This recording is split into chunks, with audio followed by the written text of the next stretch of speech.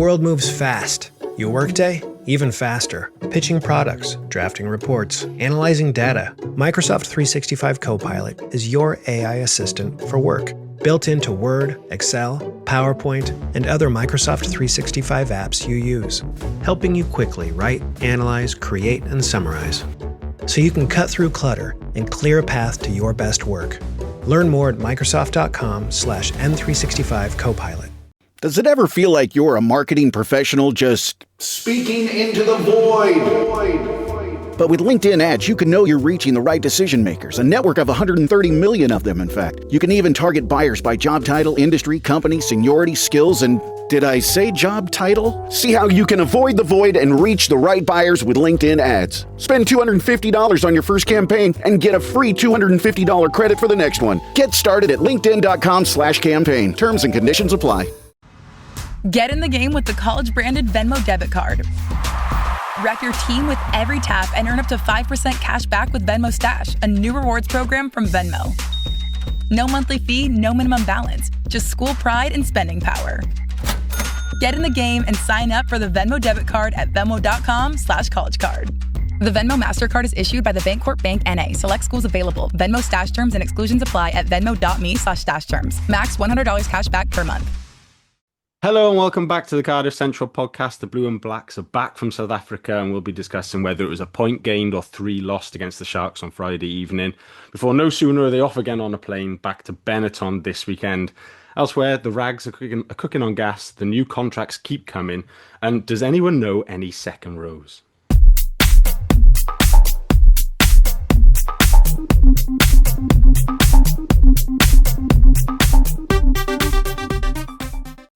Joining me on this week's pod, I've got Frazier Stroud. Fraser, how are you? Yeah, feeling all right. The sun's out. It's nice to see. Oh, must be nicer where you are than I am, as I look outside my window in West Wales and I can barely see the house behind because of the fog here. Shit. We've got Andrew Ford. Fordey, how are you? Yeah, good, thanks, mate. Yeah, very good. Good. And Simon Jones. Simon, how are you? I'm good, thank you, mate.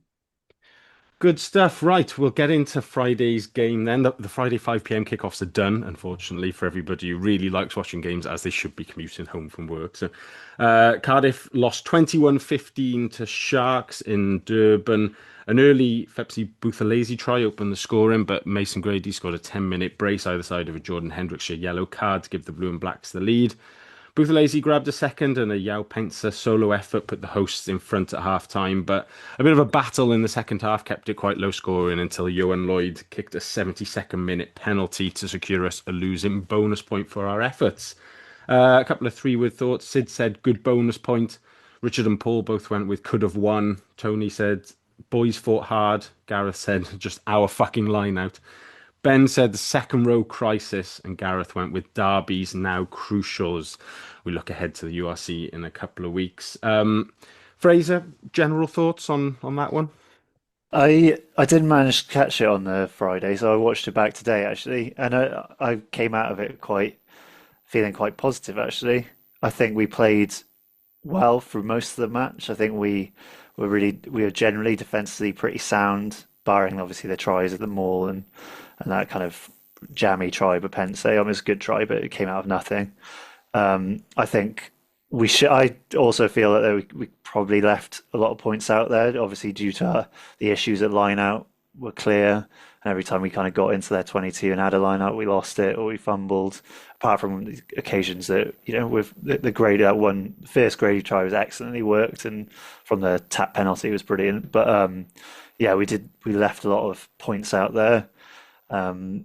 It's a real shame about Faletau getting injured. Obviously, it was kind of inevitable, but he was so good. It's amazing how he comes back, and it's just clearly one of the best players on the pitch every time, with zero introduction back into rugby. And yeah, I think I like the way we played. I liked our kicking game in the second half, where we just pegged them back into their own 22 and made them play out. And it felt like we were kind of controlling the match for much of it. And physically, we weren't dominated. We were standing up to them. We showed that we're more than capable of matching South African pack and the strength that they pose.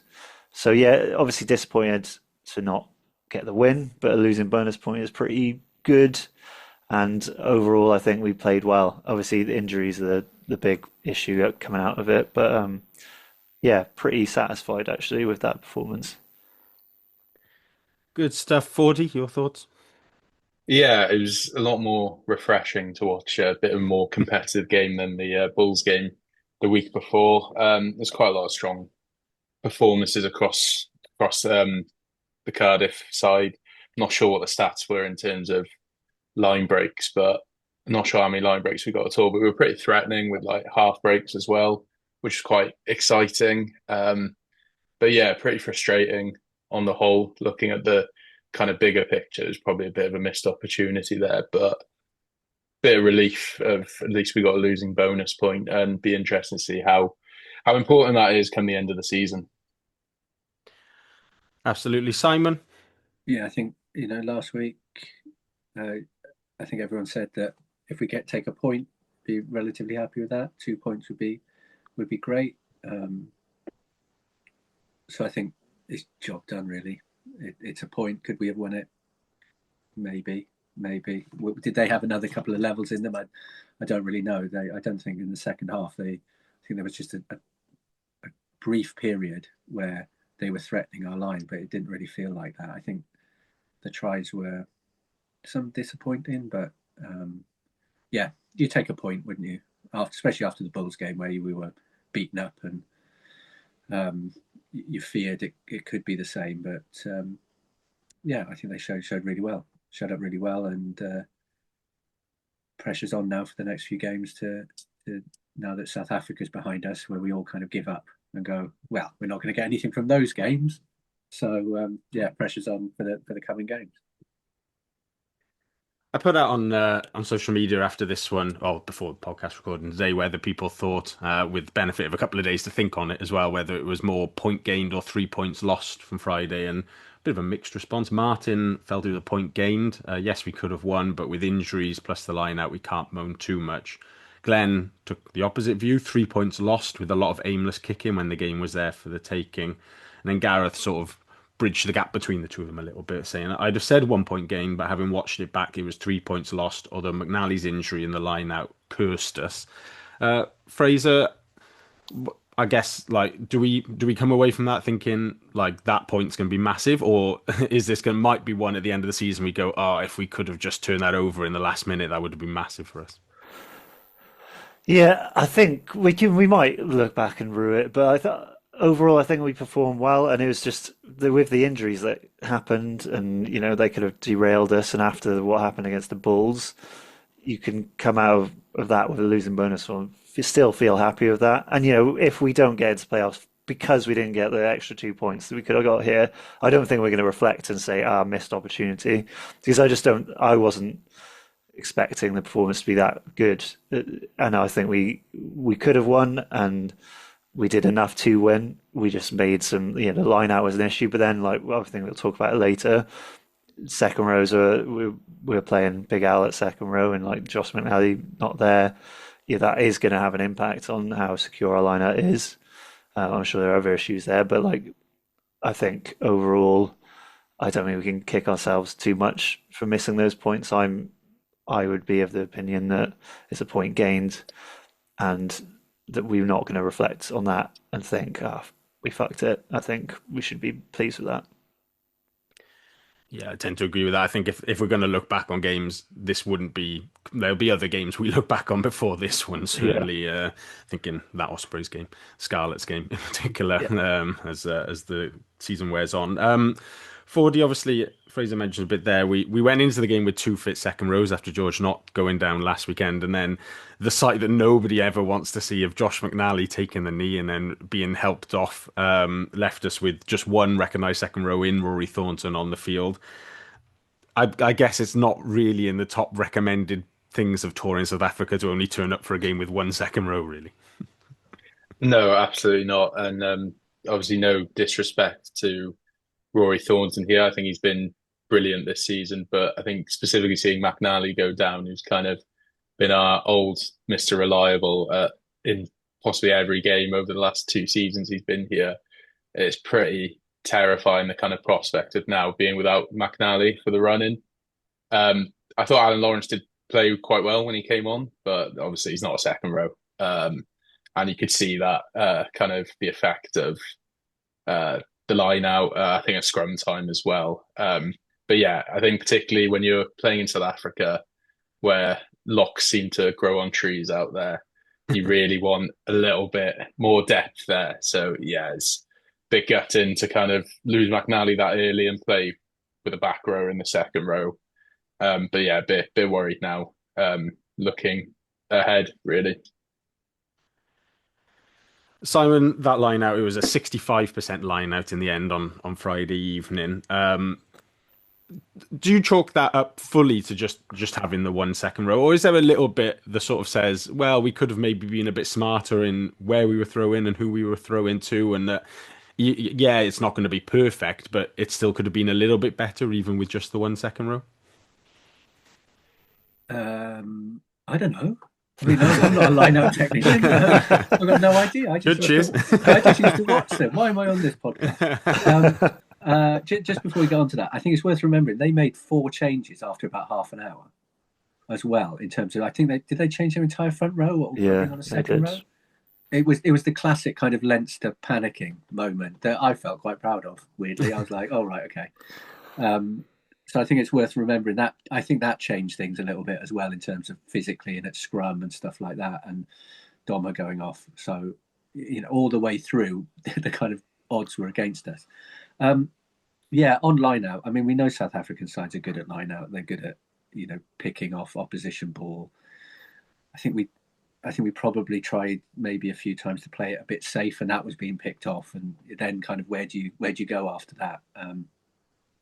So was it, the fact that we only had one recognised lock? And fair play to Thornton, he did 80 minutes, which is, a hell of a shift in the second row with that level of, kind of that kind of physical opposition as well. So, I mean, we've been in so many games away from home. I think it's probably only the Ospreys game and the Bulls game maybe where we were just like, we just lost that. We weren't even close to getting that bonus point, and it's how we turn that for the rest of the season, but into next season, it feels like we've progressed. We're not being blown out by teams, or all the other teams have regressed. I don't know. We're not being blown out as often by teams, but even we only conceded 3 tries to the Sharks. It was good, but if you haven't got a line out, we're turning over ball in that second half and kicking and in a good field position, and we just lose the ball, and it's demoralising as well. I would assume for the players, where it's kind of like we're doing the hard work, we're getting into the positions, and we know that when they get into the positions, they just take the chances, they take the opportunity. And I think, if you haven't got a line out, do we kind of tap and go for the 50 metre, from halfway, send Belcher in from halfway, and but you kind of, if you haven't got that, how are you going to win a game? So I think I'd put it down to a bad day at the office, only having kind of one jumper in the line out.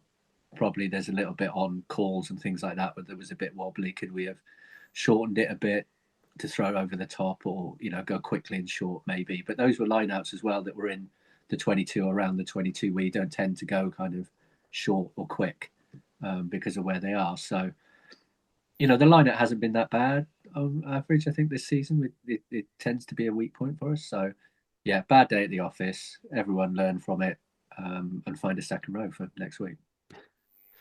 I think that's an important point to make, and it's not, there's sort of a balance between wanting to progress and seeing, and pitting ourselves against the top teams, but also being aware of budgets and where we've come from and stuff. And previously, I think if we'd ended up in South Africa half an hour in with one recognised second row in Rory Thornton and the opposition bringing Oxen Che and Vincent Koch off the bench, I think we'd have totally collapsed in previous visits there, to be honest. Like we'd have not got anything from any set pieces. We'd have panicked with ball in hand that we have to do something every time we get the ball, end up turning it over, and we'd have ended up similar, to a scoreline to what Munster suffered against the Sharks last week and being 40 odd points down to them. So I think to deal with the fact that we only had one second row and the line out around that was also then further shaky is actually quite a sort of a tick in the box for another tick in the box for the mental resilience and just the how far this team has come as well. I think if you look at it, Dan, if that line out had been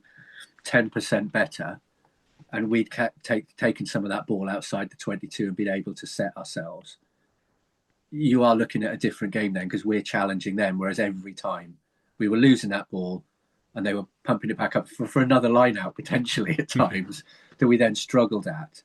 So, when you're discussing could we have won it, that line out is a complete kind of game, the percentage of the line out is a complete game changer, because you're then challenging them, you're tiring them out attacking, whereas I mean, their second row, I put on the chat, must have been knackered because they were taking every single line out. Not only on their own ball, they must have been exhausted. So yeah, you can't win games without it. Fraser, you mentioned the Yapanksa score a bit earlier. It was one of maybe a couple of tries that you could sort of describe as a little bit soft defensively from Cardiff, potentially. I wonder, are those just sort of the tries that you kind of expect to see occasionally in South Africa with the sort of talent they've got in their back threes and the way the games sort of play out there being quite open and broken? Or will Mellon, well, I was going to say be unhappy. He probably is unhappy. He'd probably be unhappy if we kept 2 clean sheets, to be honest. But will he be particularly concerned about maybe some of those tries being a bit soft? Well, I mean, correct me if I'm wrong, but I think 2 of them were from a maul, weren't they?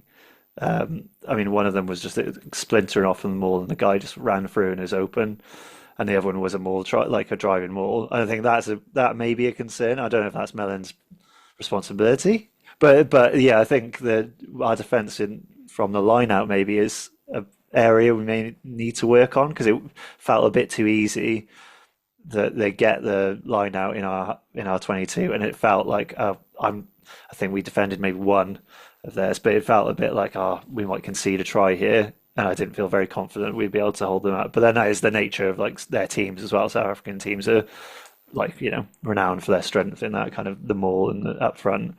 And then the Penksay try, it was just good skill from him. He saw the space, he took it. I don't think it was like a defensive frailty.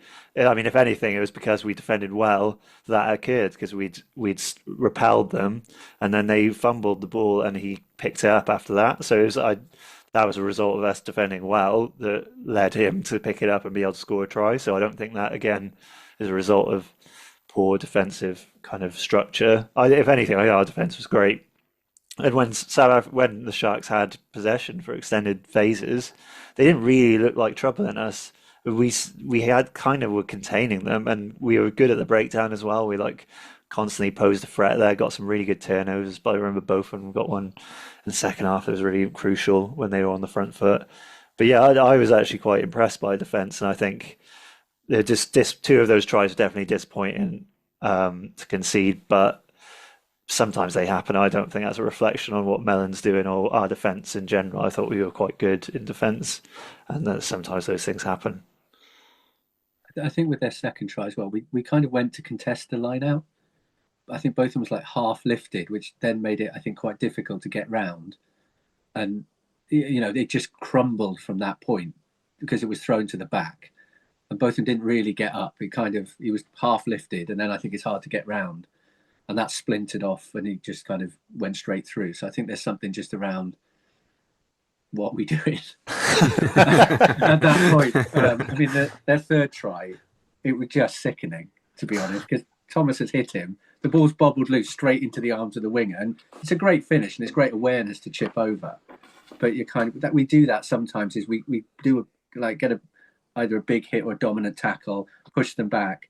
You think, we might get a penalty or scramble, and we just don't quite react in time. And usually opposition pick the ball up and then go again, and we're a bit out of disjointed in defence. So I think it feels like there's something to work on around when we do defend well and when we're dominant in tackles and we're driving people back, how quickly we kind of reset to make sure we keep that ground. That's the new gain line. We've got to defend that rather than the ball's flying about everywhere.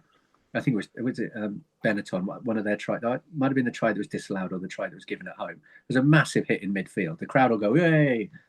And the ball kind of is spun out and they go in and score. So there's something about concentration levels. when we've made like big defensive reads or big defensive hits as well. I like the idea of the post-match review the week after, and there's just a slide that says, "What are we doing?" And then Corniel Van Zyl stood at the front with his arms open. Yeah. Fordey, there was a few comments on socials after the game and then back to us. I mentioned one earlier about the aimless kicking away from Glenn. I think we kicked 31 times on the evening, and I don't have any stats to back this up, but I just felt like watching it, sort of particularly in that last quarter, we were getting into some decent enough attacking positions and then quite often opting for the little chip in behind to kind of turn the Sharks. Was that the right tactic on the night, or maybe was that more just down to, I don't know, if we'd run out of legs by that point and we just couldn't break them down? What did you make of that being our sort of main attacking option? Yeah, no, I did kind of notice a bit of a trend of when there's probably, I wouldn't say there was an overlap as such, but when there was kind of the ball went through the hands, it seemed the option rather than recycle was to just put the ball on the toe, which seemed an interesting tactic, especially in hindsight. I think inevitably there's always going to kind of be that edge against South African teams where you've kind of got to put boot to ball, and I think we were very fortunate with that second Mason Grady try that I thought he controlled it with his foot, but it turns out it just hit the ground, bounced lucky for him, and he went in. And I think Sheedy put in quite a few good cross kicks. Obviously, since he's joined, he's been pretty good with the kick pass. But I think there's definitely a kind of a case for him to use it appropriately. I think, granted, at the end, there's probably a chance there with Elijah Evans that obviously overcooks it a little bit. You kind of see it, especially on the replay, of there looks like there's all sorts of space anyway. And then as the kick's sailing in the air, Elijah Evans is pretty covered by the time the ball gets to him, and that's even if it kind of stayed in play there. So I think it was always inevitable that we were going to kind of do stuff like that. You look at that Sharks third try, and that's kind of appropriately putting boot to ball. And again, I think it's a great piece of skill, but I think it's incredibly jammy that the ball's bounced the way that it has, and he scored from that. But yeah, I think it's definitely, I don't think we'll apply it in the same way in future games, particularly like the derbies. I wouldn't like to see us kind of put boot to ball in that same way against the Scarlets or the Ospreys. But I think there's probably a lesson learned there to kind of use it appropriately and when it's needed. I think sometimes it felt we went to that option just too quickly. That last one with Elijah Evans, he just kind of like, it felt like the game was, they were under a bit of pressure, the Sharks. That ball felt like it should have been popped off for another kind of pick and drive, and just holding on to the ball in that area for a bit longer. And it felt we went to the cross kick really quickly. And I think that's probably why some of the comments around, oh, we've kicked too much, because you remember the ones in the key moments that don't land rather than the ones where Bowen's flying onto it or Stevens is flying onto it. But it just felt a little early in that phase to go for that cross kick. I think our tactical kicking was actually quite good. I like that we were pinning them back with getting their lineouts in their 22, and they just kept on having to exit. And I think we just maintained that pressure quite well. And I think there were times maybe when we kicked too early or maybe didn't draw the man and make the pass and use an overlap. But I think overall, the kicking we did use was quite well done and quite effective against them. And it kind of, I think we utilised it well, in my opinion anyway. I think it was actually quite a positive aspect of our play was the kicking strategy. There was a guy, I watched it in the halfway in Pontcanna, and there was a guy who would disagree with you, Fraser, and I think the sentence he was using was, we can't win a fucking line out, so stop kicking into touch against them.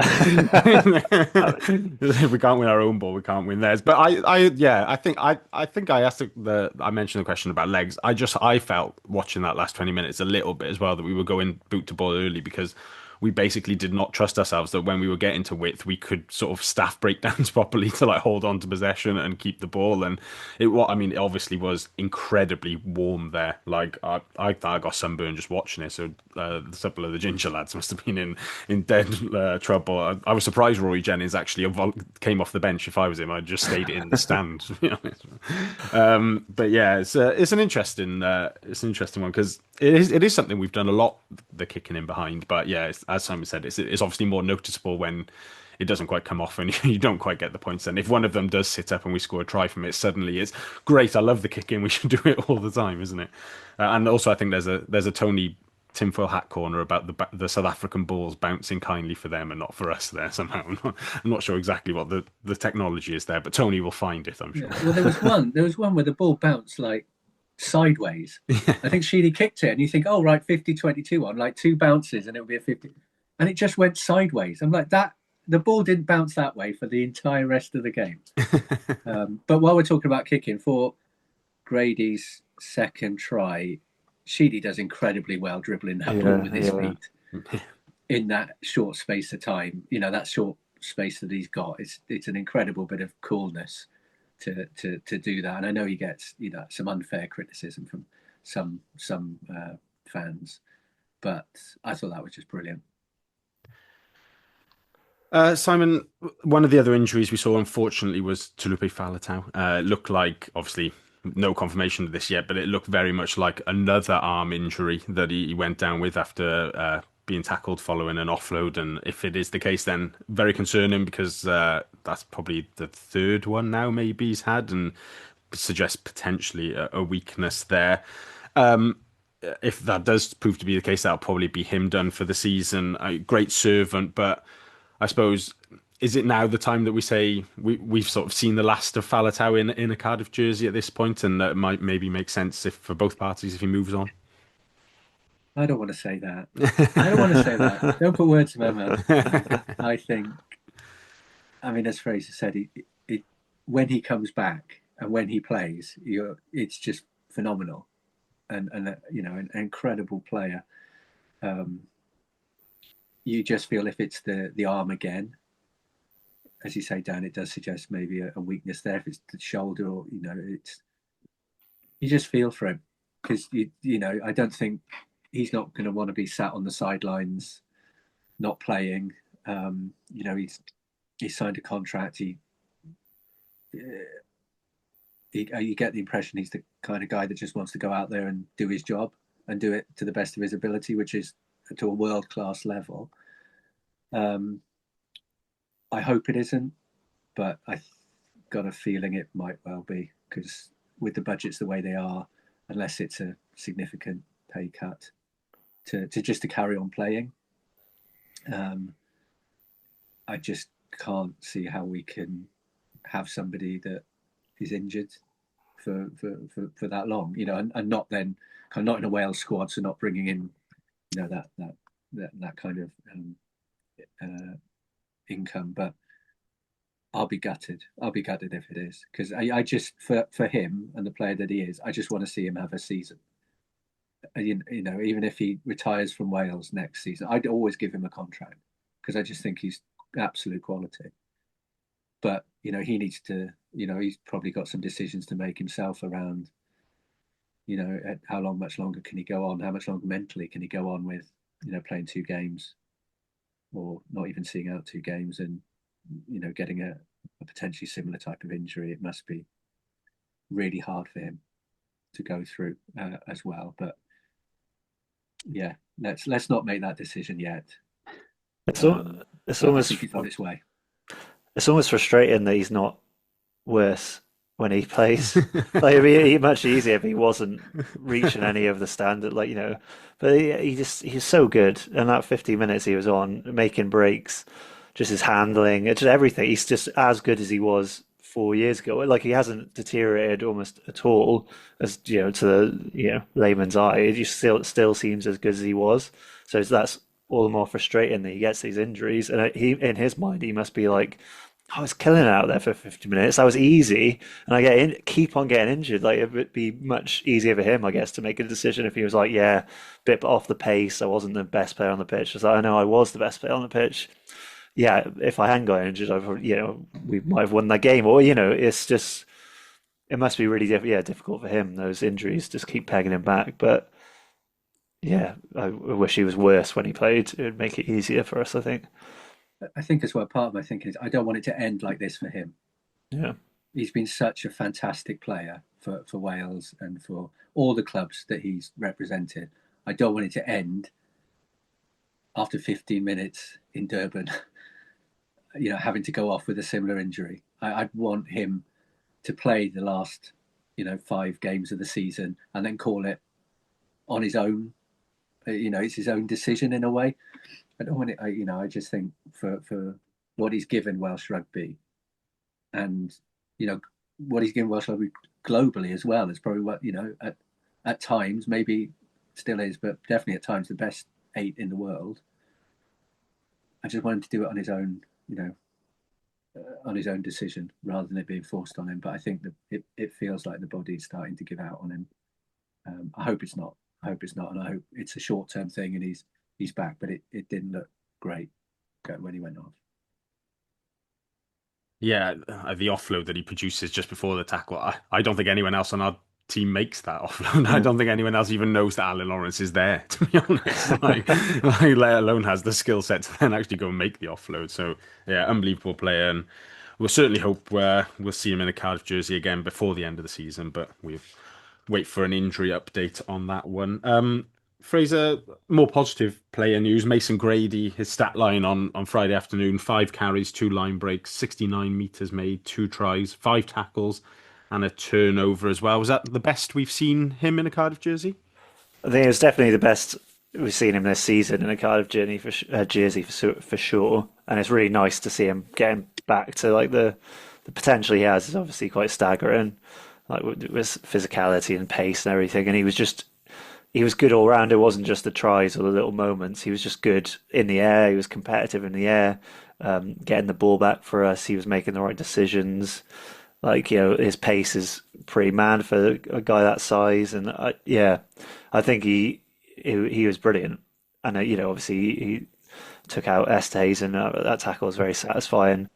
But yeah, he looked like he's like, right, okay, he's on another level. He is that quality that other players don't possess. He kind of, again, meeting that potential that he shows. And I think Friday was the game this season where it's like, yeah, okay, that's the Mason Grady that everyone really excited for and can't wait to keep playing. I can't wait to see him in the next game and score another couple of tries. He seemed kind of unstoppable. Is like that kind of player you can't really defend. He's got so many such a wide skill set.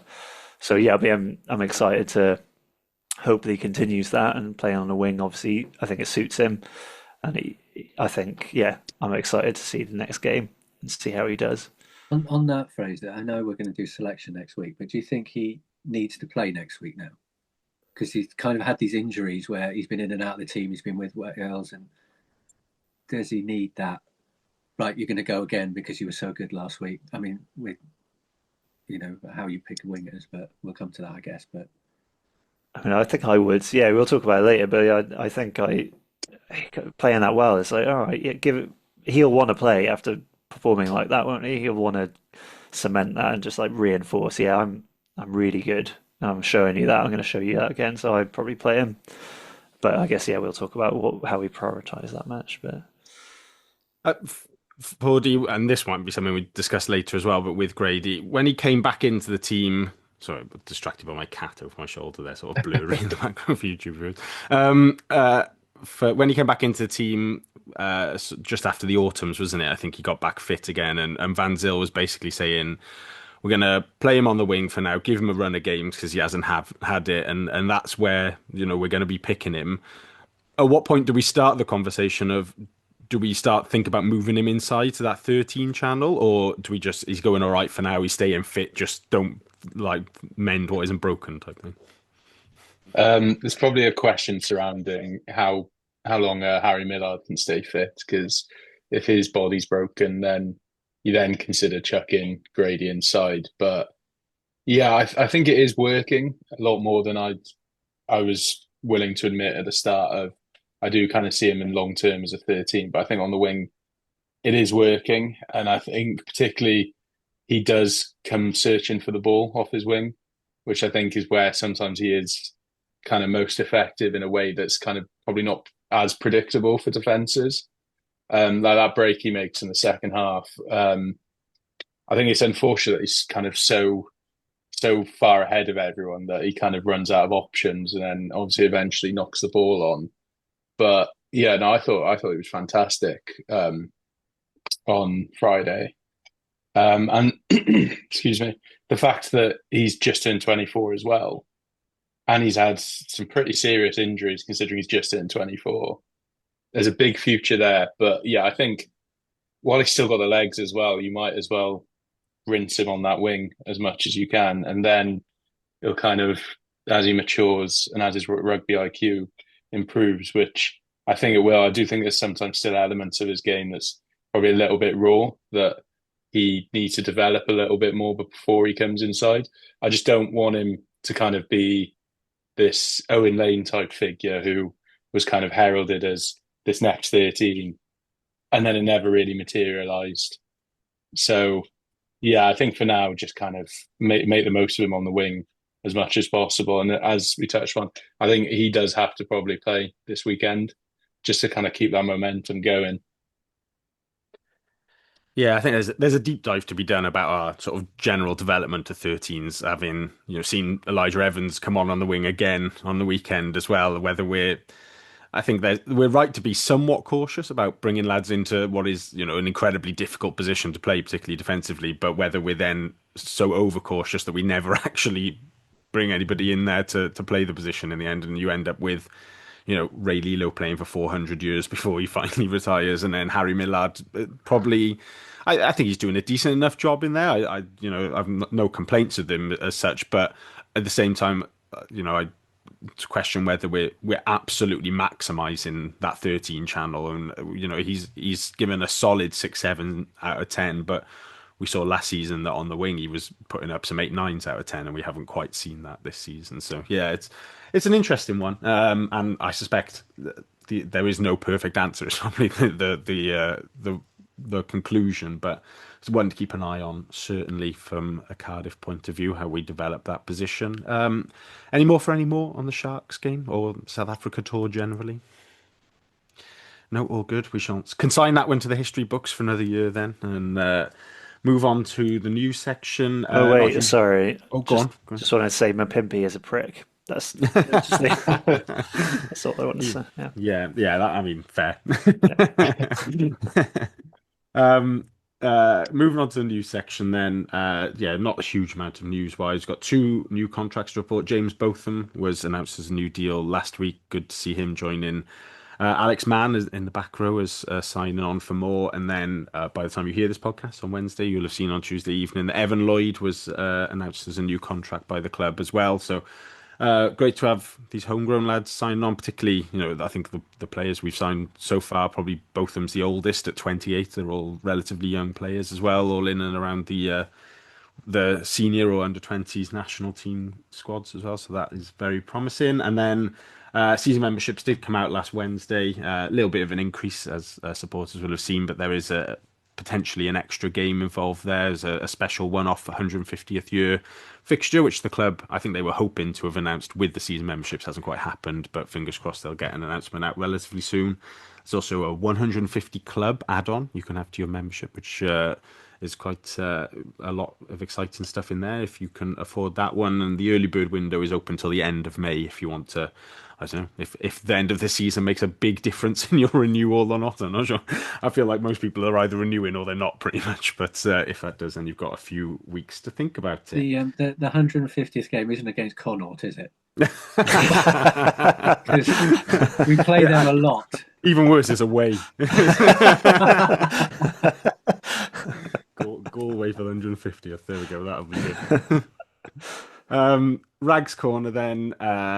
the RFC played Saturday evening on S4C, which somebody asked, like, why is it not on actual telly? I can only assume it was meant to be on Thursday, but the Wales football team, and which I don't want to discuss hugely because this podcast wouldn't be happening if they were actually any good on Thursday. But I suspect S4C concentrated on them, so they moved us to the Saturday tea time slot. Cardiff went up to Llandovery.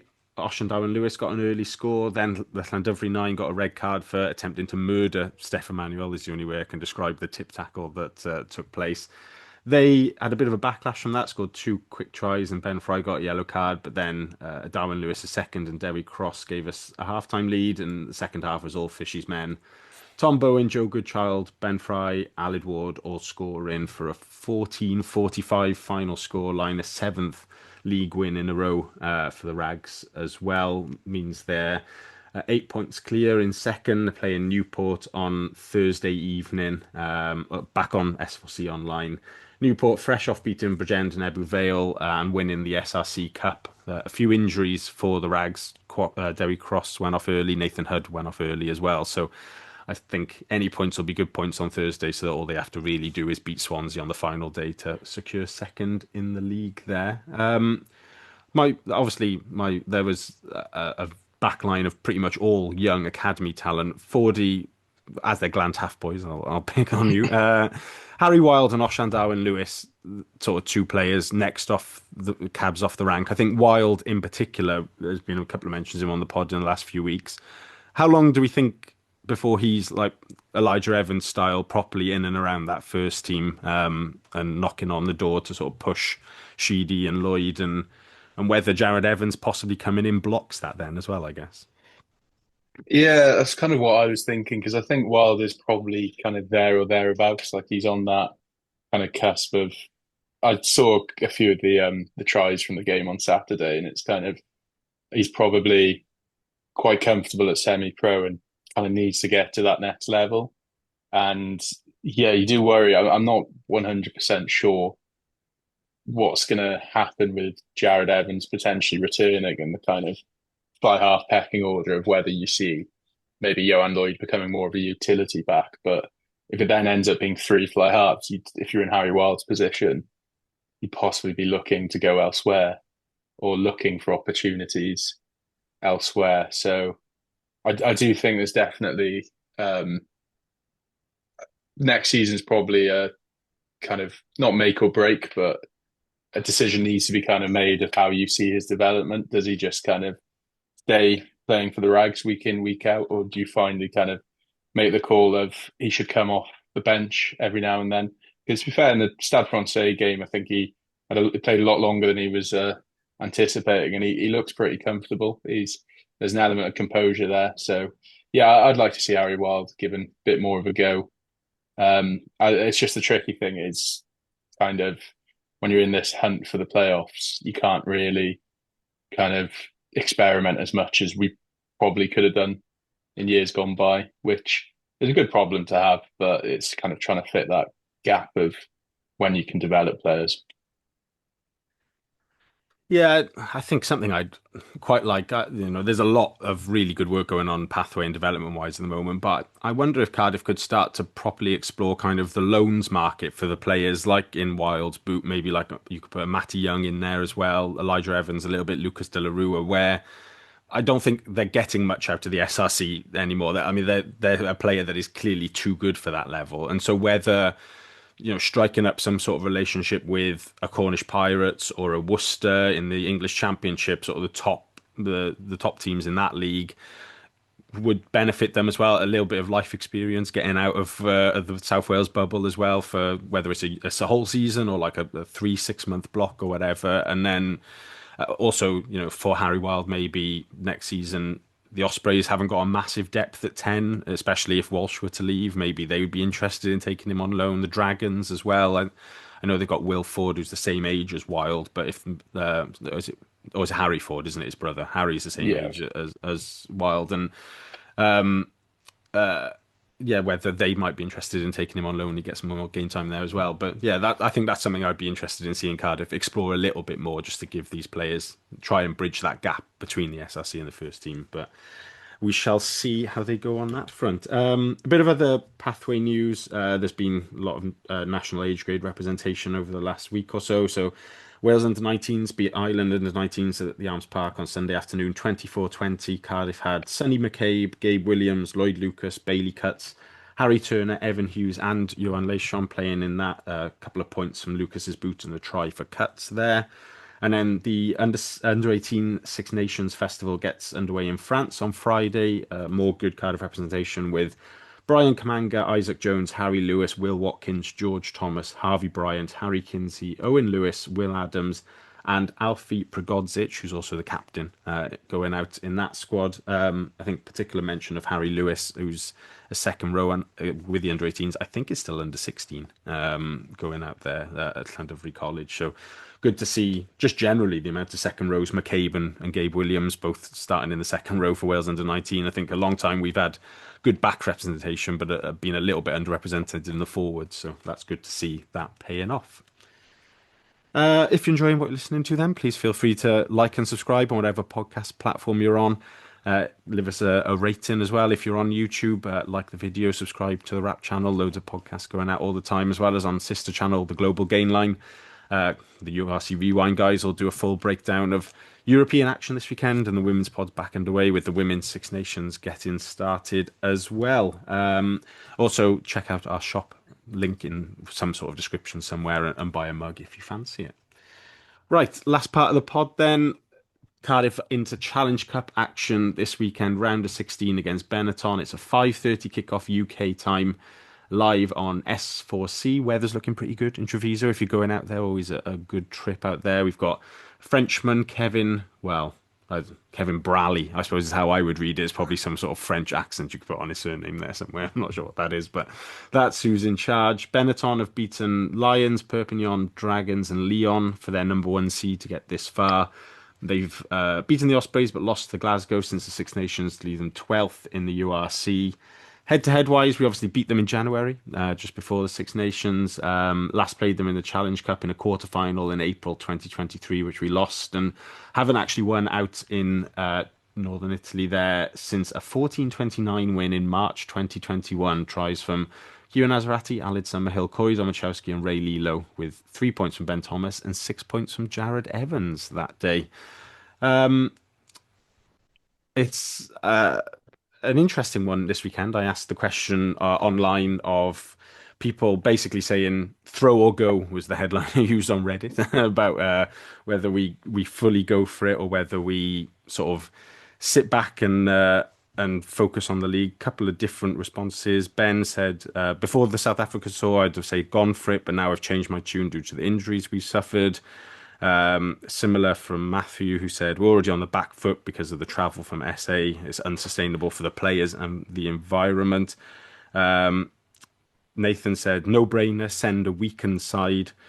Even if they beat Benetton, we'll be away again in the next round, which I don't think anybody's particularly interested in that. Either go into Munster or Exeter, I think it is, if we get past them. But there was a few more comments on Reddit of people, the mighty LV saying, what is the point of finishing in the top 8 if every season we have conversations like this about throwing a cup game? It maddens me.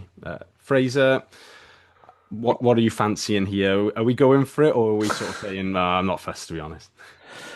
Rubbish answer, but a bit in the middle of that, straddling that line, I guess. So, I think the injuries that we suffered in South Africa definitely inform my thoughts on it. So I think previously I might have been a bit more, go for it. Yeah, I love a cup run. Why not? I think we've got every chance to beat Benetton. We should probably go into that thinking we're going to beat them, but maybe with the injuries and just kind of protecting players for the remaining fixtures, just to player safety, and just like we want to be able to compete in every game. So I'd probably do a bit of a mix of match in terms of who's starting. So that's my thought on it. I mean, I'd love to. I think even with a mix and match, we can go out to Benetton and beat them. And I don't know how they're going to approach it, like what their opinions are. I mean, I don't know how in the race for top 8 they are themselves, but I think personally, I would, make some changes, protect some players, but still go in with the desire to win that and play, still have a fairly strong team out there. And I think even with the injuries, we can still do that more or less. But it has made it harder, and it's made I wanted to just go, be like, fuck it, go for it, let's do it. But I think we can't do that anymore, unfortunately. Yeah, I think Benetton wise, they are with an outside chance of the top eight, but just looking at their team selections, they didn't bring any of their Italian internationals back for the Ospreys game, and then they sort of half and halved it against Glasgow, where there's a couple of names in there, but not everybody straight back in starting for that one. So I think the general feel is they'll probably go full max as hard as they can for this weekend with a home tie and their number one seed. They probably have quite a good chance of getting quite far in this one if they do put together some performances. Fordey, what would you do this weekend if you were Van Zyl? Yeah, it's obviously a tricky one now with all the injuries. I think you do kind of mix and match. I think one of the primary things that I see is obviously Alex Mann and Josh Adams didn't travel out to South Africa. I feel there's an element of you've got to play them because even if we get absolutely hosed on Saturday, that'll be them. As long as they're fit, that'll be them not playing for well over a month. And you feel that they need some sort of game time under their belt in that meantime, especially with the kind of the run in at the end of the season. But yeah, it's if you just like compare and contrast to like last season with the Connacht away game, obviously we rested a lot of players for that Benetton game just a week before.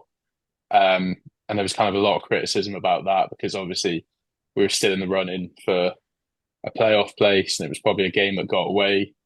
And then ultimately we lost in Connacht. Obviously it's very different now doing it on the back of South Africa. Like I think I doubt any of the players are going to go into the game on Saturday not wanting to win. They're not going to throw a game away. But there's probably would be an element of, oh, for fuck's sake, we've got to play another game the week after. They don't get that kind of week break then. So yeah, I feel like it's probably a good chance to use a bit of youth. But kind of those names referenced before. I think someone like Lucas De La Rua is probably a good chance for him to have a go. Obviously, he's represented the first team a few times. Steph Emmanuel probably get Tom Bowen involved in some way, but without kind of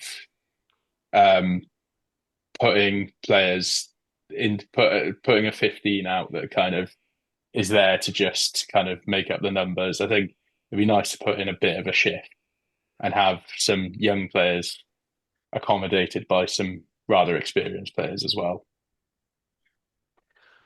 Yeah, Simon, I guess like which way would you go in? And if we did send like, and there was one comment on Reddit, which is basically the Rags team announcement on Wednesday might give us a bit of an insight into what the first team is because you could just have all of the Rags team basically go into Benetton. But I suppose is the risk that if they were to go out there against a full chat Benetton, that actually a full young team might actually take more harm than development of just being pumped out there. Yeah, and I think it's worth remembering that they absolutely buried the Dragons in the group stage, didn't they? They put 70 odd points on them. Yeah. And I know we've conceded 70 points out there. Not that any of us really want to remember that glorious last game of the season, however many years ago it was. That was absolutely shambolic. So I think it is damaging. And then you're on the back of 3 defeats going into a derby away at the Scarlets, where people are really then starting to question: have you got, has Cardiff got the legs to hold on to those playoff spots as well? And I think the coaching team's in a really difficult position because you come out of two a really physical and tiring couple of weeks in South Africa, and you want a home game coming out of that so everybody's settled a little bit. But you're going out then to Italy, then you're coming straight back into 2 derbies over there. I mean, it's just punishing, that schedule. I wouldn't be sending out a very young team out there because I think it would be really damaging for the team and the psychology of the team and those players if they get hammered and buried. I think Benetton are having a pretty poor season by their usual standards. They're a very competitive team. They're a very dangerous team. So I think, as we've done throughout the season, really for Europe, it's mix and match. But it's also who's standing, who's still available. Do you? And I guess we'll get into this a little bit, but do you go, well, Ben Thomas didn't play for the entirety of pretty much for the entirety of the Six Nations. Do you keep him going on Saturday just so that he's in a groove by the time you get, or do you try a Steph Emmanuel out there? That I'd have no issue with that, but there's some really tough decisions because it's, we knew this run-in was always going to be horrible. But I think, you're not going to have McNally, so you're going to need some kind of senior leadership within that group, and probably a couple more senior leaders because McNally carries, quite a lot in terms of leadership. So, yeah, my best bet will be mix and match. I would be really concerned if it's a lot of younger players going out there, because I don't think that'll do anybody any good. And I guess, Fraser, that there is also a positive angle potentially to look at it if we were to go quite strong, is that we've already beaten Benetton. They haven't had, as Simon said, they're not having a great season. I don't know if Wales beating Italy is a psychological marker as well, potentially, but like, it's a winnable game. If we were going to this like our full 23, you would probably back Cardiff to win it, I guess. Yeah, no, 100%. I think we should go into it with that attitude. I think it's just like, the main concerns is not necessarily, it's like what comes after winning is the problem. It's like, there's a match in between before the Scarlets games. So it's like, a squad gets stretched again, and then if we win, I mean, it's ridiculous. If we win that, we're in the semi-finals, and then we got to add in another game. But I think it's mainly, it's just sustaining the team and making sure we've got enough players to play. But I would be going into this game fairly confident of winning, and there's no reason, even with some changes, to be honest. I know, like, going all guns, I would be fairly confident, especially after the Sharks performance. I know we lost twice in South Africa, but it was another just like we got battered by the Bulls, so it was like, oh no, is this going to continue? We're just going to come out of South Africa completely demoralised. But for me, I've come out of that Sharks game and I'm like, oh yeah, we haven't lost our heads. We're still as good as, we're still a brilliant team and should have probably won that game, and a quality outfit. And we're not in the position in the league by chance. It's through our quality, and we are good enough. So I think I would go into that Truby's game and have confidence in our team beating them.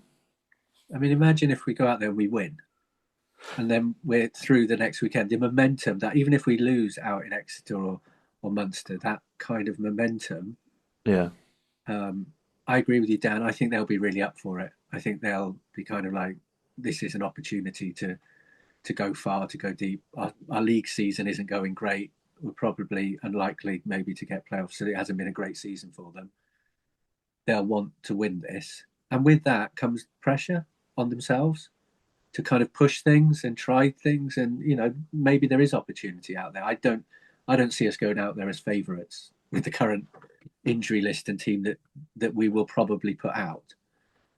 It's a really hard place to go. But if we're competitive and if we get a win, the boost that brings, I mean, admittedly, as you say, Fraser, we've got to fit in another game. But it's a nice thing to be, kind of, what's it then, quarterfinals or semi-finals? I don't know. Quarterfinals. Quarterfinals, you kind of,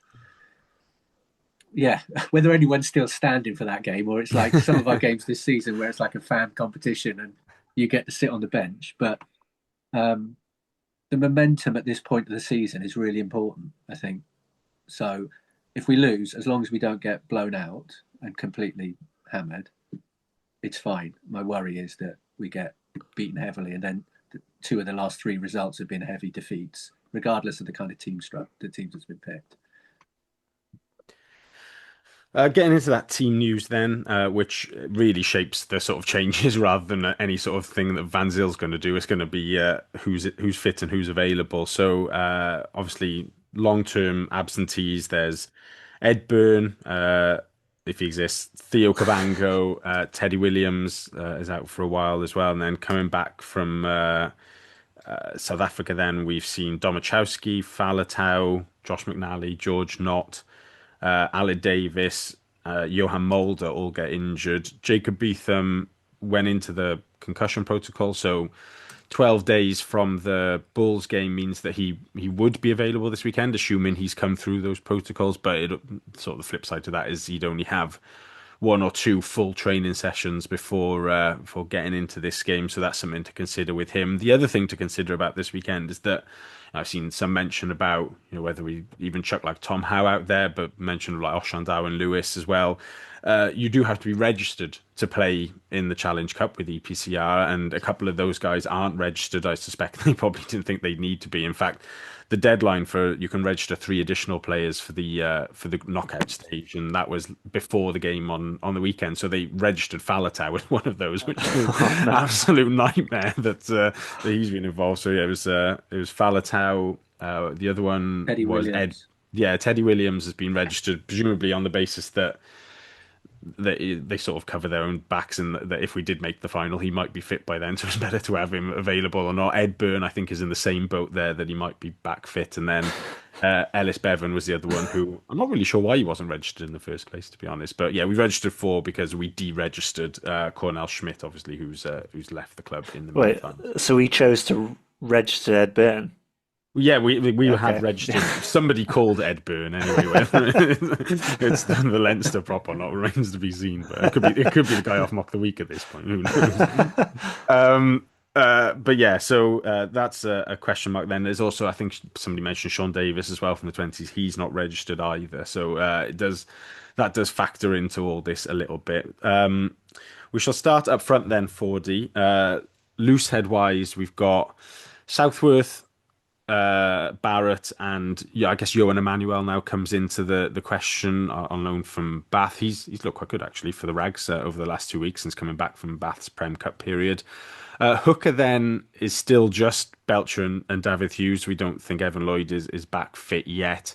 And then tight head, you've got Azarati, Sebastian Wainwright, and Will Davis King is still there as well. Got Joe Cowell as well in the academy, who sort of covers both sides a little bit.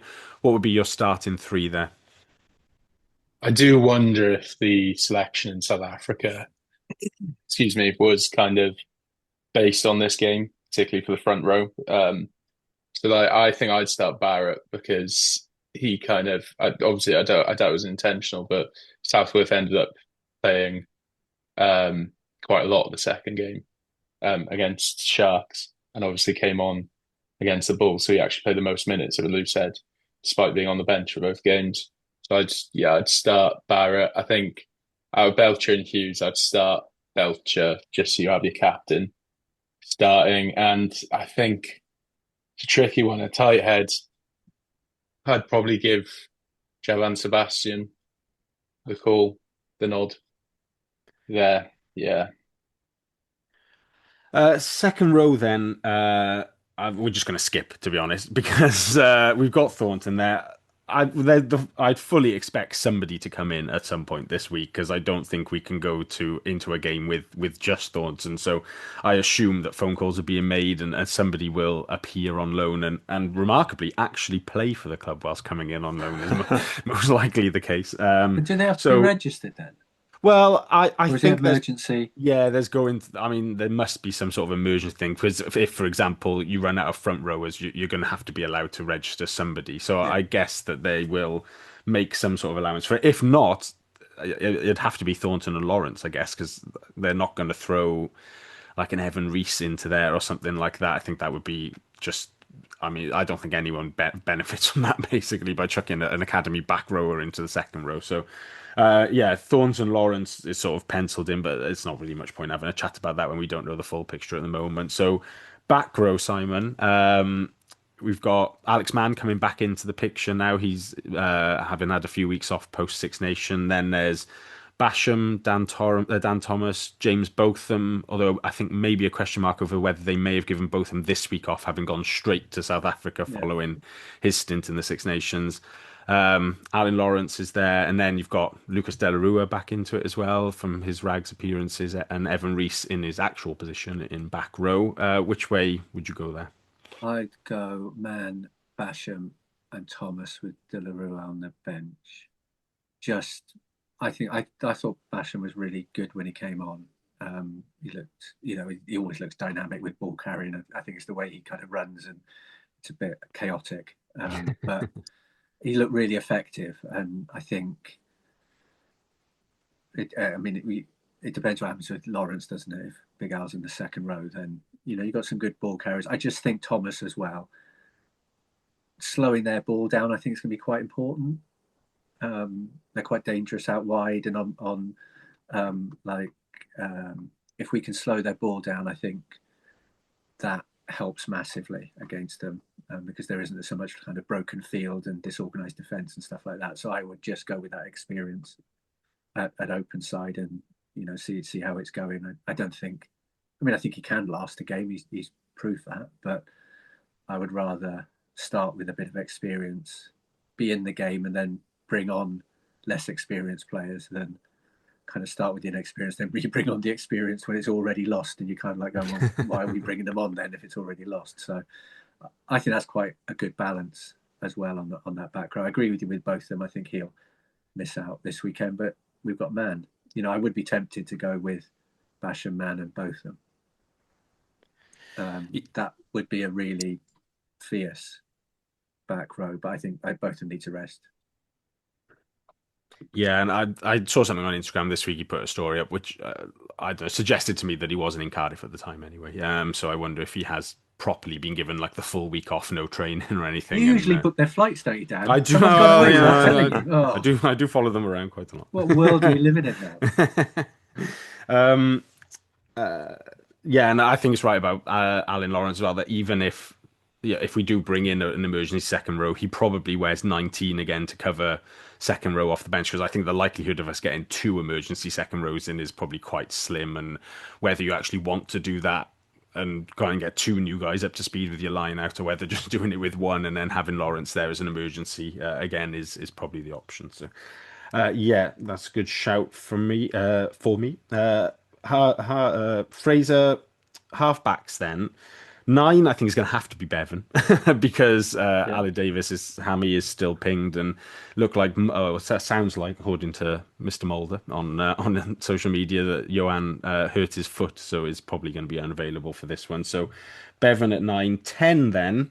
Are you tempted by a bit of a change, or are we going with Sheedy? There's obviously Harry Wild, Johan Lloyd, who can go in there as well. What way would you go there? I'd probably stick with Sheedy, because it's not an attritional position. I wouldn't be worried about him getting injured or losing out on him for the next the following games. I'm not too worried about that. I think it's a fairly safe bet that he'll avoid any heavy contact. No question marks on the defense, but yeah, I'd probably go with Sheedy, and then maybe experiment in the back line beyond him, just so there's a steady head, a person who's been there all season. He is playing well. I know you question some of the kick-ins sometimes, but I think he's been pretty great this season and reacted well to Johan Lloyd coming in to challenge his number 10 shirt. So yeah, I'd probably stick with Sheedy.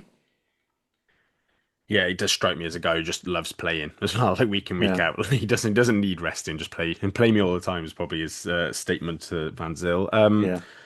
Fordey into the centres then. I guess this is where, there is possibility of chopping and changing, but that you could also stick with the tried and tested. So obviously Thomas and Millard will both be available. I don't think there's any question marks of whether they need resting particularly as such. But then there's also Emmanuel and Jennings, who could play at 12, and then at 13, Grady could go into there. Got Elijah Evans in and around the squad as well. Beetham is back fit and has played both of the positions as well. Which way would you go for the centre partnership? I think I've got penciled in, give Steph Emmanuel a start at 12 to kind of be a nice little test for him to see kind of the level that he is at. And then I've gone just for Millard at 13, because if it ain't broke, just carry on with Millard at 13. There's definitely an argument for an Elijah Evans or Grady at 13, but I just can't see Van Zyl doing it. I think he's going to almost keep them as wing options for now. I should have checked this before. You might know, Ford. Is Menoncello still at Benetton? Yeah, He is going at I the end think of the so. season, is he, to France? Yeah, Is that right? yeah, Because obviously that's the sort of other element of picking a centre duo is that, I mean, Menoncello is probably the most in-form centre in the world at the moment in terms of his Six Nations performances and carrying that on. So, yeah, great test for Emmanuel. But I agree, like, it's time to give him a bit of a go. He looked great for the Rags on Saturday, and even despite their scrum half trying to tip him onto his head, he got up and it's just the pace he hits the ball with. He's very, very sneaky quick, and the decision making then is coming quickly behind that as well. So good duo. Simon, back through. Let's do wingers, I suppose, in isolation first, because I think there's quite a lot of fullback options all of a sudden. So wingers, you've got Stevens and Grady as your incumbents, but Bowen is back in the picture now after his outing with the Rags. Josh Adams, similar to Mann, coming back in after his Six Nations exploits, and then a couple of the younger guys then as well, like Matty Young there, who could do a job. Beetham was playing on the wing before his head knock as well. Who would you start out wide? I think they'll start Adams and Grady. I would start Adams and Bowen. I just think he hasn't played for a good few weeks now for Cardiff. He's been with the Rags.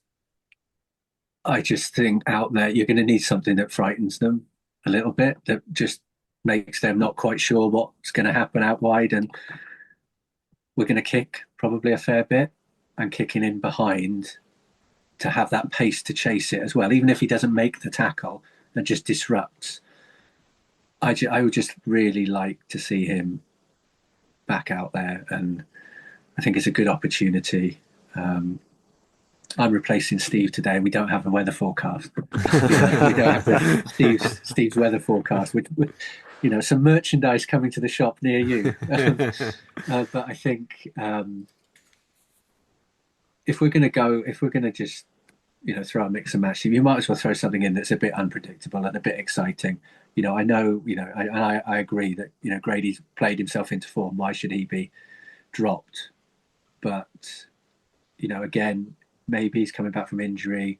The travel there and back from South Africa. Do they need to be careful with some players? So I think Adams will definitely play, but I'd like to see Bowen, because he's got that.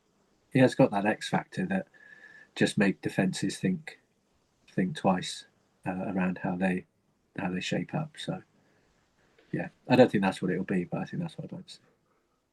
No, I had Adams and Bowen as well, which, I agree. Like, you just want to see Grady all the time, but the back three is in a position at the moment where we could probably name like 3 different back threes, and they'd all be perfectly acceptable at this point. With a couple of players coming back into fitness and a few refinding form, which leads me on to fullback Fraser. Probably the toughest selection at the moment. We got Johan Lloyd. I thought was fine there last weekend. Yeah. Like a nice little break at one point where it looked like he'd run right up a dead end and then circle back on himself to find a gap up the middle of the was Sharks great. pictures. That was like why you love Johan Lloyd. That was exactly it. Yeah. And then we've also got Winnett, Beetham coming back into contention, Matty Young, and that just some guy called Lee Halfpenny still hanging around as well. Who's wearing 15 in your team? I think I'd go Cam Winnett, because did he play? Yeah, no, he played against the Bulls, didn't he? Played against Bulls, yeah. I think he was quite good against the Bulls, even though he got absolutely battered. I think he had a fairly decent game, so I'd probably go Cam Winnett. He had a game off, bring him back in. I like him, and he's not an experienced player per se. He's still really young, but he's played a lot of rugby from a very young age, probably a bit too early starting for Cardiff. So it's good. Maybe a little bit of extra experience there. So yeah, I'd go Cam Winnett. I'm thinking of Grady if he's not starting on the wing. I mean, he was lifted in a line out once against the Sharks, so maybe he's going second row. Is that a hint of things to come? That would be something. We won that line out as well. That was the 65% of line out. That would certainly be something. Even if you turned up with 19 and we went for the 4-4 bench split, he's the new Jason Harris doing that for the Rags last weekend. Bench then, Fordey. I've got Dav Hughes at 16, Alan Lawrence in the 19 jersey, and mentioned De La Rua in the 20 jersey already. Backup props, any preference on who the replacements are? I think naturally you've got to go Danny Southworth as loose head replacement. And Azarati only featured against Sharks, didn't he? He didn't play against Bulls. No. So I think I would be inclined to put Azarati in the 18 shirt just as kind of that, if, say, with half an hour to go, it's quite a close game. That's quite a nice player to bring on to as a bit of a threat. So yeah, I'd go, it's obviously Dav Hughes naturally. Yeah. Southworth and Azarati as my front row replacements. There is a question, isn't there? Because, those two Bath lads have both signed long-term contracts now. Was that on the pod last week? Yeah. Should we give them any game time? This sounds really mealy-mouthed, doesn't it? But it's also the fact that they're not going to sign for us. They're there to be developed, absolutely. We want to develop them as Welsh players and they are Cardiff players. But there is also a bit of, well, we're giving them an opportunity. Then they'll go back and hopefully have stellar careers with Bath and arrive back at Cardiff in a couple of years' time or something like that. But there is, I don't know, maybe I'm just being too mealy-mouthed about it. I mean, we can't afford not to pick players at the moment. We haven't got them. But it does feel a bit like we're developing other clubs' players rather than our own to a certain extent. I don't mind doing that if there is then in a year's time, 18 months' time, we might kind of get a signing there if they have a positive experience with us. But that doesn't look likely for either of those. As you say, they're going well. I've got no problem with it, but I don't know. It's just a thought. Yeah, it'd be interesting to chat to maybe we'll get somebody from the club on at the end of the season and just sort of discuss, because I think that there's benefits to the Rags, certainly having two good young players coming in there, and I suppose that's what Bath are probably looking at, is that they're playing week in week out in the SRC, which is a level above National 1 or National 2 where they would have been playing if they were at Bath, because they're not going to be, other than Prem Cup where they've gone back and played anyway, you probably wouldn't have seen either of them in and around a Premiership squad unless there was a proper crisis. So but yeah, I think particularly at loosehead it's been an interesting question of Johan Emmanuel's obviously a great player, but we do have Cam Tyler Grocott coming through and Dylan Barrett coming through, and would they have got a bit of game time where Emmanuel's been playing? But then the flip side is, building a long-term relationship with these guys probably doesn't harm either if they do want to come back to Wales at some point. So and building a relationship with Bath I don't think is necessarily a bad thing either, especially if we got a Harvey Cookson on loan from them this weekend, who seems to have been on loan with every Welsh side at some point this season, I think. But yeah, it is an interesting one to work out the pros and cons of, certainly. Talking of the Bath guys then, I've got Ian Davis penciled in at 21 in the backup 9 jersey. I actually don't know if he is fit or not, though. We haven't seen him since. He's obviously gone back to Bath for those Prem Cup games, but he didn't go to South Africa, clearly, as Johan Mulder got flown out there emergency for the second week. He hasn't played for the Rags in either of the 2 games either, so I don't know if he may have picked up an injury with Bath, or maybe he hasn't come back and they needed a bit of cover, but so that might be something to keep an eye on, whether we do need to pick up a replacement scrum half as well to cover Bevan if Mulder and Davis are not going to make it. But for now, we'll assume that he is available and put him on the bench. And then imagine if we pick him and he's actually Ed Byrne. 2 of them in one big coat.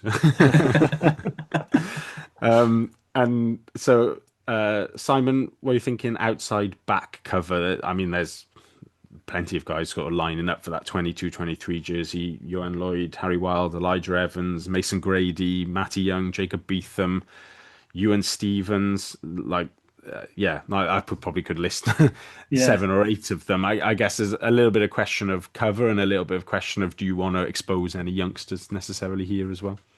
I think if you go in Emmanuel at 12...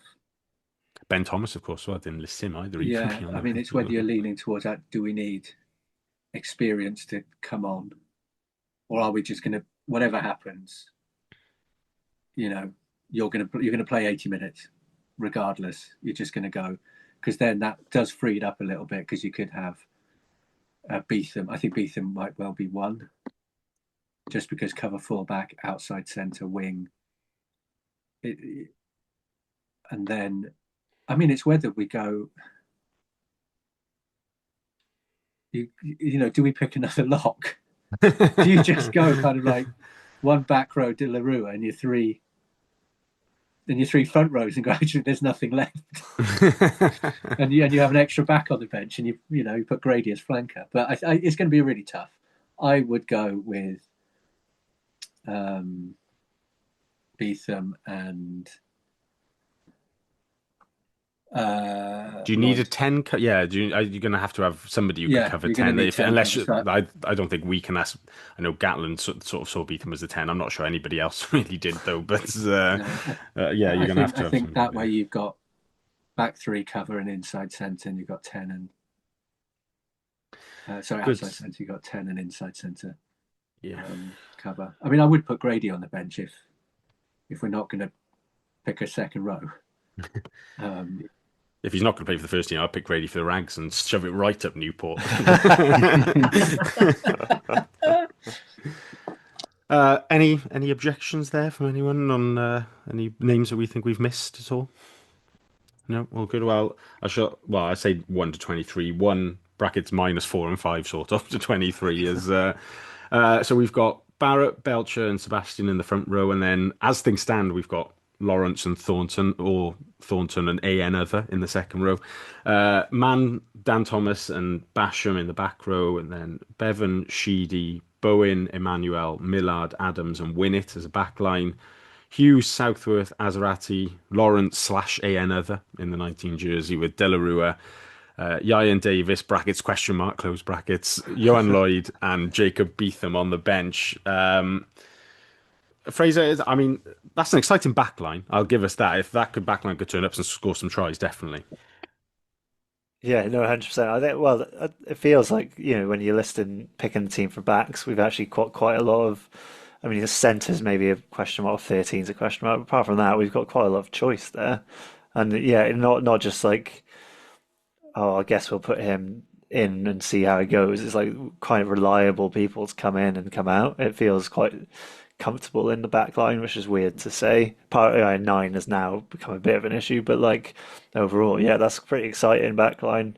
And even with the changes, like Stefan Manuel coming at 12, I'm excited to see what he can do if he does start. That'd be really exciting to see what he can do, because he's looked great for the under 20s in the Six Nations, and obviously playing for the Rags, it seems like he's on another level to a lot of other people playing.